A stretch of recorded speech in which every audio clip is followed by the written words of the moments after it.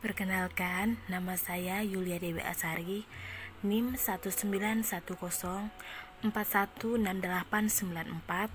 kelas Ado Manajemen Pagi, mata kuliah Manajemen Pemasaran Internasional, dosen pengampu Adi Mursalin SEMM. Di sini saya akan mempresentasikan tentang strategi promosi. 1. Pengertian strategi promosi. Promosi adalah tindakan menginformasikan atau mengingatkan konsumen tentang spesifikasi produk atau merek, bauran promosi kombinasi, metode promosi yang digunakan perusahaan untuk meningkatkan penerimaan produk-produknya. 2. Periklanan. Periklanan adalah penyajian penjualan non-personal yang dikomunikasikan melalui bentuk media atau non-media, mempengaruhi sejumlah besar konsumen. Di sini terdapat tipe-tipe periklanan. Yang pertama, periklanan industri. Yang kedua, periklanan merek. Yang ketiga, periklanan institusional.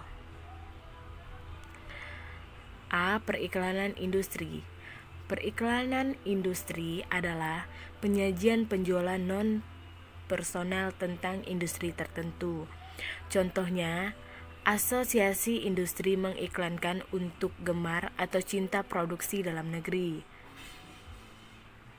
B. Periklanan merek.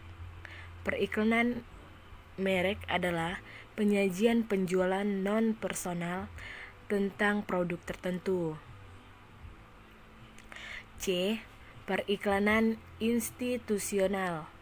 Periklanan institusional adalah penyajian penjualan non-personal tentang institusi tertentu.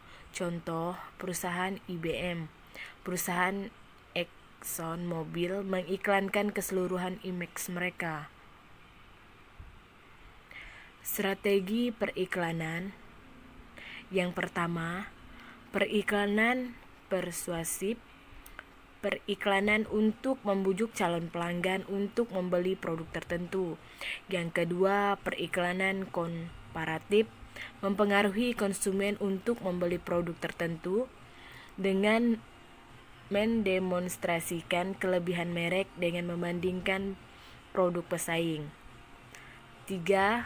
Periklanan mengingatkan konsumen akan keberadaan produk. Iklan ini digunakan untuk produk yang telah berhasil penjualannya.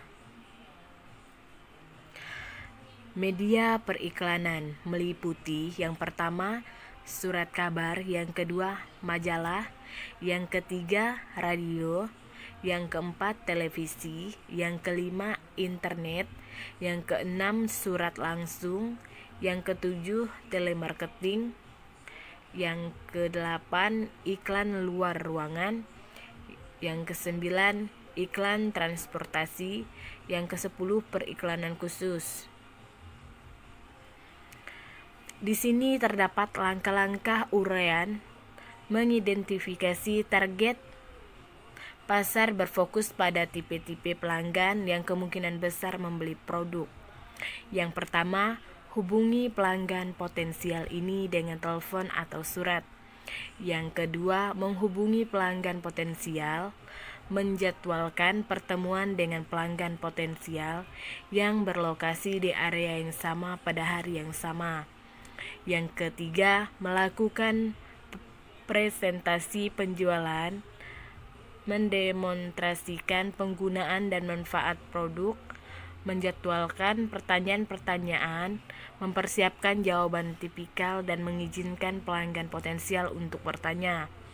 Yang keempat, menutup penjualan setelah presentasi, kemungkinan dengan penawaran diskon jika pembelian terjadi saat itu juga. Yang kelima, melakukan tindak lanjut menghubungi pelanggan yang baru-baru ini membeli produk untuk memastikan kepuasan mereka.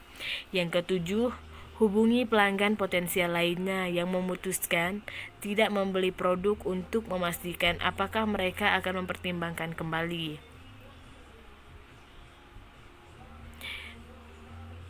Yang ketujuh,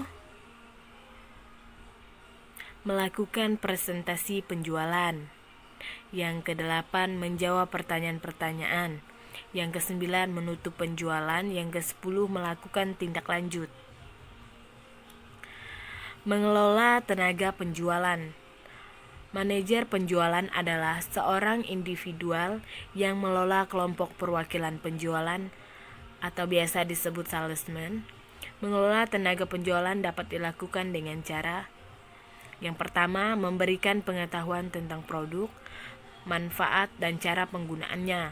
Yang kedua, memotivasi tenaga penjual untuk menangani keluhan pelanggan dan produk pesaing. Yang ketiga, membagi wilayah atau daerah penjualan jika daerah penjualan luas dan mempunyai beberapa tenaga penjualan. Yang keempat, memberikan contoh mengevaluasi hasil penjualan saat ini dan masa mendatang. Yang kelima, mempertimbangkan perencanaan untuk memperluas geografis pasar. Mengevaluasi dampak promosi. Untuk mengevaluasi dampak promosi, maka terlebih dahulu perusahaan membuat sasaran atau target yang dapat diukur apabila promosi akan dilakukan. Contoh, dengan mengadakan promosi selama 1 bulan dan biaya sebesar Rp, maka diharapkan penjualan akan naik sebesar 20% dari penjualan bulan sebelumnya. Jika target penjualan tersebut gagal atau tidak tercapai, maka perusahaan harus mengevaluasi apakah strateginya yang salah atau faktor di luar perusahaan, kondisi ekonomi yang baru. Promosi penjualan. Di sini terdapat tipe-tipe promosi penjualan. Yang pertama, kupon alat promosi yang digunakan untuk mendorong konsumen mengulangi pembelian produk yang sama. Yang kedua, rabat perusahaan mengirim pengembalian langsung kepada konsumen setelah produk dibeli. Yang ketiga, sampling, tindakan memberikan sampel gratis yang mendorong konsumen untuk mencoba merek atau produk baru. Pameran. Di sini bisa kita lakukan yang pertama, display tempat penjualan. Yang kedua, premium, pemberian atau hadiah cuma-cuma kepada konsumen yang membeli produk tertentu. Yang ketiga, hubungan masyarakat berkenaan dengan tindakan yang diambil perusahaan dengan tujuan menciptakan atau memelihara kesan yang menyenangkan bagi masyarakat. Yang keempat, tipe-tipe hubungan masyarakat. Yang kelima, acara khusus. Contohnya, perusahaan mensponsori acara khusus seperti pertandingan olahraga, wawancara karyawan sebuah bank tentang topik perbankan yang sedang menarik perhatian masyarakat. Sekian presentasi dari saya, kurang dan lebihnya saya mohon maaf. Terima kasih.